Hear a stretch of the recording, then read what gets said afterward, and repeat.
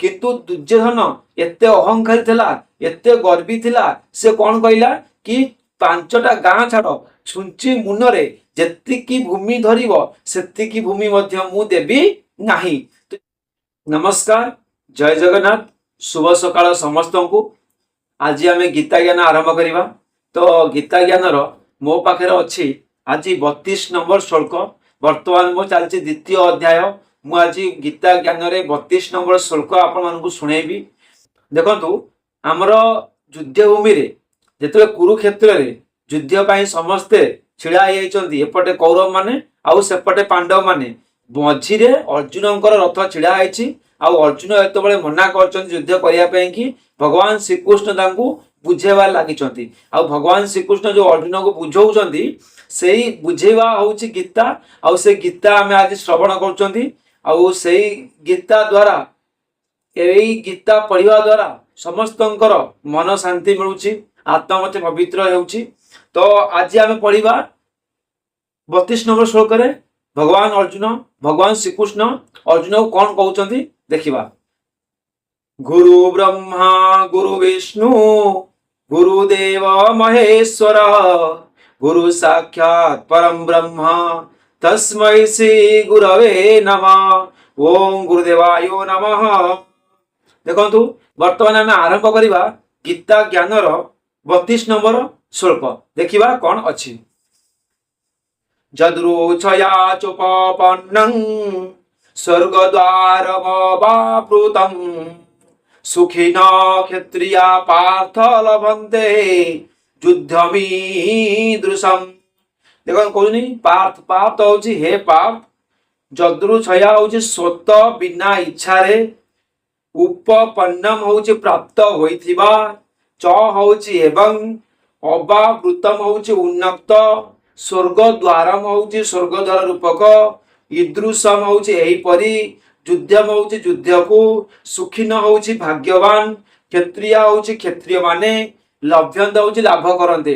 कौन कहगला ना हे पार्थ स्वत प्राप्त होइतिबा उन्नत स्वर्ग द्वार रूपक एहीपरि युद्ध भाग्यवान क्षत्रिय माने लाभ करती।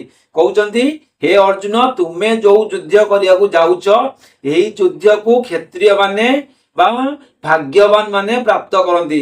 तेणुकर तुमे ये शोक छाड़ी युद्ध कर अर्जुन को भगवान श्रीकृष्ण कहउचंती। तो यही आर प्रश्न कौन आसला ना पार्थ संबोधन तात्पर्य कौन। पार्थ संबोधन तात्पर्य कौन ना एठार अर्जुन को पार्थ बोली संबोधन करी भगवान तांकर माता कुंती देवी हस्तिनापुर आसवा समय जो संदेश कही पुणी थे मन पकई दौरान से कुंती भगवान को कही। देखु जितेबाला हस्तिनापुर रे कुंती रही से गोटे संदेश देते भगवान श्रीकृष्ण को। जिते भगवान श्रीकृष्ण शांति प्रस्ताव नहीं जाते सेठारे दुर्योधन बंदी कर देथिला भगवान श्रीकृष्ण को। सही समय माँ कुंती श्रीकृष्ण को संदेश देते। कौन संदेश देते लिखा है देखु ना यत धनंजयो वाच्यो नित्य दुक्त्वा वृकोदर यदर्थं क्षत्रिया सुते तस्य कालयमागतः। अर्थात धनंजय अर्जुन को एवं सदा सर्वदा बद्ध परिकर होई युद्ध पाई प्रस्तुत थिबा भीम को आपण कहीदेवे जे जो कार्य पाई क्षत्रिय माता पुत्र उत्पन्न करे वर्तमान से कार्य समय आसीगला। देखु माँ कुंती संदेश देते मोर धनंजय पुत्र अर्जुन आउ भीम को तुम्हें कहीदेव जो गोटे क्षत्रिय माता तार पिला मानू जन्म करे सही समय वर्तमान आसी जाइए। माने माँ कुंती कहते तुम्हें युद्ध करी जल्दी जल्दी हस्तिनापुर को मुक्ति दियो, हस्तिनापुर राज कर। तो सही कथा पुणी आउ थे भगवान श्रीकृष्ण अर्जुन मन पकई देछंती। एठारे युद्धम सहित जदृच्छोपय पपनम विशेष देई ताहाकू अपावृतम स्वर्ग द्वारम कहिबार कारण कौन ना जदृच्छय पपनम विशेषण देई देखाई देछन तुमे यही युद्ध जानी शुणी सृष्टि करी नाह। तुमे तो संधि करने को बहुत चेष्टा करिथिल किंतु जेतेबेले तुमर बंधक सूत्र रखिथ राज्य बिना युद्ध रे फेराई देबाकू दुर्योधन कौन प्रकार रे राजी हेला नहीं। से स्पष्ट भाव में कहीदेला जे ମୁନି ଛୁଞ୍ଚିରେ ଭୂମି ଯେତିକି ଧରିବ ସେତିକି ଭୂମି ମଧ୍ୟ ପାଣ୍ଡବ ମାନଙ୍କୁ ମୁଁ ଦେବି ନାହିଁ। ସେତେବେଳେ ଯାଇ ତୁମମାନଙ୍କୁ ବାଧ୍ୟ ହୋଇ ଯୁଦ୍ଧ ଆୟୋଜନ କରିବାକୁ ପଡିଲା। ଦେଖନ୍ତୁ ଭଗବାନ ଶ୍ରୀକୃଷ୍ଣ ପୁଣି ଅର୍ଜୁନକୁ କଣ ବୁଝଉଛନ୍ତି ନା ତୁମେ ତ ସନ୍ଧି କରିବାକୁ ବହୁତ ଚେଷ୍ଟା କରିଥିଲ, ମୁଁ ମଧ୍ୟ ଶାନ୍ତି ପ୍ରସ୍ତାବ ନେଇକି ହସ୍ତିନାପୁର ଯାଇଥିଲି, ଆଉ ଦୁର୍ଯ୍ୟୋଧନକୁ ମଧ୍ୟ ବୁଝେଇଥିଲି, କଣ ହେଲା?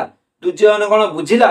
ଦୁର୍ଯ୍ୟୋଧନଠୁ ଆମେ ବେଶୀ କିଛି ଆଶା କରିନଥିଲୁ। ଭଗବାନ ଶ୍ରୀକୃଷ୍ଣ ଅର୍ଜୁନକୁ ବୁଝାଉଛନ୍ତି ତ ଆମେ ଚାହୁଁଥିଲୁ 5 ଭାଇଙ୍କର ମାତ୍ର 5ଟା ଗାଁ ଆମକୁ ଦେଇଦିଅ। ଯେତେବେଳେ ଭଗବାନ ଶ୍ରୀକୃଷ୍ଣ ହସ୍ତିନାପୁର ଯାଇଥିଲେ ଶାନ୍ତି ପ୍ରସ୍ତାବ ନେଇକି, ସେ ଦୁର୍ଯ୍ୟୋଧନକୁ ବହୁତ ବୁଝେଇଛନ୍ତି, କହିଛନ୍ତି ଦେଖ ତୁମେ କିଛି ଫେରେଇବା ଦରକାର ନାହିଁ, ତୁମେ ମାତ୍ର 5ଟା ଗାଁ ଫେରେଇ ଦିଅ 5 ଭାଇଙ୍କୁ, ବାସ୍ ସେତିକି, ଆଉ କିଛି ଦରକାର ନାହିଁ। କିନ୍ତୁ ଦୁର୍ଯ୍ୟୋଧନ ଏତେ ଅହଂକାରୀ ଥିଲା, ଏତେ ଗର୍ବୀ ଥିଲା, ସେ କଣ କହିଲା କି 5ଟା ଗାଁ ଛାଡ, ଛୁଞ୍ଚି ମୁନରେ ଯେତିକି ଭୂମି ଧରିବ ସେତିକି ଭୂମି ମଧ୍ୟ ମୁଁ ଦେବି ନାହିଁ। ତ ଯେତେବେଳେ ଏକଥା କହିଥିଲା ଆଉ ଭଗବାନ ଶ୍ରୀକୃଷ୍ଣଙ୍କୁ ଅପମାନ ଦେଇଥିଲା, ଭଗବାନ ଶ୍ରୀକୃଷ୍ଣଙ୍କୁ ବନ୍ଦୀ କରିଥିଲା, ସେଇ ସମୟଠାରୁ ଭଗବାନ ଶ୍ରୀକୃଷ୍ଣ ଚିନ୍ତା କଲେ ଶାନ୍ତି ପ୍ରସ୍ତାବ କୌଣସି କାମକୁ ନୁହଁ। ଆଉ ସେ ଆସିଥିଲେ ପାଣ୍ଡବ ମାନଙ୍କୁ ଜଣାଇଥିଲେ, କହିଲେ ନିଜର ହକ୍ ପାଇଁ ନିଜେ ଲଢ ଆଉ ଯୁଦ୍ଧ କର। ତେଣୁ କରିକି ସେଇ କଥା ଭଗବାନ ଶ୍ରୀକୃଷ୍ଣ ଅର୍ଜୁନକୁ ବୁଝାଉଛନ୍ତି, ତୁମେ ସନ୍ଧି କରିବାକୁ ବହୁତ ଚେଷ୍ଟା ମଧ୍ୟ କରିଛ, କିନ୍ତୁ ସନ୍ଧିରେ ଦୁର୍ଯ୍ୟୋଧନ ରାଜି ହୋଇ ନାହିଁ, ଶେଷ ମୁହୂର୍ତ୍ତରେ ଯୁଦ୍ଧ ପାଇଁ ନିଷ୍ପତ୍ତି କରାଯାଇଅଛି, ତୁମେ କାହିଁକି ଏବେ ଆଉ ଶୋକ କରୁଛ? ତାପରେ କଣ ହେଇଛି?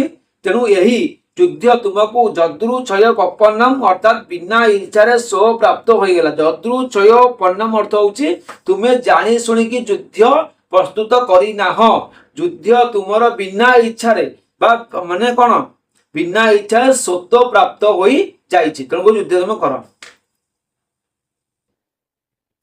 ତଥା ଅବାପୃତମ ସ୍ୱର୍ଗ ଦ୍ୱାର ବିଶେଷଣ ଦେଇ ଦେଖାଇଛନ୍ତି ଯେ ଏହା ଉନ୍ନକ୍ତ ସ୍ୱର୍ଗ ଦ୍ୱାର ସଦୃଶ। ଏପରି ଯୁଦ୍ଧ କ୍ଷେତ୍ରରେ ମରୁଥିବା ମନୁଷ୍ୟ ସିଧାସଳଖ ସ୍ୱର୍ଗକୁ ଯାତ୍ରା କରନ୍ତି, ତାଙ୍କ ମାର୍ଗରେ କେହି ବି ବାଧା ସୃଷ୍ଟି କରିପାରନ୍ତି ନାହିଁ। ଦେଖନ୍ତୁ କୁରୁକ୍ଷେତ୍ରରେ ଯୋଉ ଯୁଦ୍ଧ ହୋଇଥିଲା, ଯେଉଁ ଯୋଦ୍ଧା ମାନେ ମରିଥିଲେ ସମସ୍ତେ ଡାଇରେକ୍ଟ ସ୍ୱର୍ଗ ଦ୍ୱାର ହିଁ ଯାଇଥିଲେ, ସେଇ କଥା କହୁଛନ୍ତି ଇଏ ହଉଛି ଧର୍ମ ଯୁଦ୍ଧ, ଏଠି ଯିଏ ବି ମୃତ୍ୟୁବରଣ କରିବେ ସିଧା ସ୍ୱର୍ଗ ଦ୍ୱାର ହିଁ ଯିବେ। ତେଣୁ କରିକି ତୁମକୁ ଏ ଯୁଦ୍ଧ ପ୍ରାପ୍ତ ହୋଇଛି, ତୁମେ ଖୁସି ହେଇକି ଯୁଦ୍ଧ କର।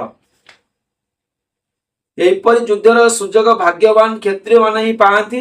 ଏହି ବାକ୍ୟର ତାତ୍ପର୍ଯ୍ୟ କଣ ନା, ଏହି ବାକ୍ୟରେ ଭଗବାନ ଦେଖାଇ ଦେଇଛନ୍ତି ଏପରି ଧର୍ମମୟ ଯୁଦ୍ଧ ଯାହାକି ସ୍ୱତ କର୍ତ୍ତବ୍ୟ ରୂପରେ ପ୍ରାପ୍ତ ହୋଇଛି ଏବଂ ଯାହାକି ଉନ୍ନତ ସ୍ୱର୍ଗଦ୍ୱାର ପରି ତାହା ସବୁ କ୍ଷତ୍ରିୟଙ୍କୁ ମିଳେ ନାହିଁ। ଏପରି ଯୁଦ୍ଧ ତ କେବଳ ଅତ୍ୟନ୍ତ ଭାଗ୍ୟବାନ କ୍ଷତ୍ରିୟକୁ ହିଁ ମିଳେ। ଅତଏବ ତୁମର ଅତ୍ୟନ୍ତ ସୌଭାଗ୍ୟ ଯେ ତୁମକୁ ଏପରି ଧର୍ମ ଯୁଦ୍ଧ ପ୍ରାପ୍ତ ହୋଇଛି, ଅତଏବ ଏଥିରୁ ଓହରି ଆସିବା ଉଚିତ ନୁହେଁ। ଦେଖନ୍ତୁ ଆଜ୍ଞା, ଭଗବାନ ଶ୍ରୀକୃଷ୍ଣ ଅର୍ଜୁନକୁ କହୁଛନ୍ତି କି ଏପରି ଧର୍ମ ଯୁଦ୍ଧ ତ ସେପରି ମହାନ କ୍ଷତ୍ରିୟଙ୍କୁ ମିଳେ ଯୋଉ କ୍ଷତ୍ରିୟ ମାନେ ଅତ୍ୟନ୍ତ ଭଲ କାମ କରନ୍ତି ବା ଧର୍ମରେ ଚାଲନ୍ତି। ତେଣୁକରି ତୁମକୁ ଏଇ ଧର୍ମ ଯୁଦ୍ଧ ଯେହେତୁ ମିଳିଛି, ଏତେ ତୁମର ସେଇଟା ଭାଗ୍ୟ, ତୁମର ସୌଭାଗ୍ୟ, ତୁମେ କେବେ ବି ଏ ଯୁଦ୍ଧରୁ ଓହରି ଆସ ନାହିଁ, ତୁମେ ଏ ଯୁଦ୍ଧ କର ଆଉ ଯୁଦ୍ଧରେ ବିଜୟ ଲାଭ କର। ଭଗବାନ ଶ୍ରୀକୃଷ୍ଣ ଅର୍ଜୁନକୁ ଏମିତି ଭାବରେ ବୁଝେଇଛନ୍ତି ଆଉ କହିଛନ୍ତି, କିନ୍ତୁ ଅର୍ଜୁନଙ୍କ ମନ ଶୋକରେ ବୁଡିକି ଅଛି।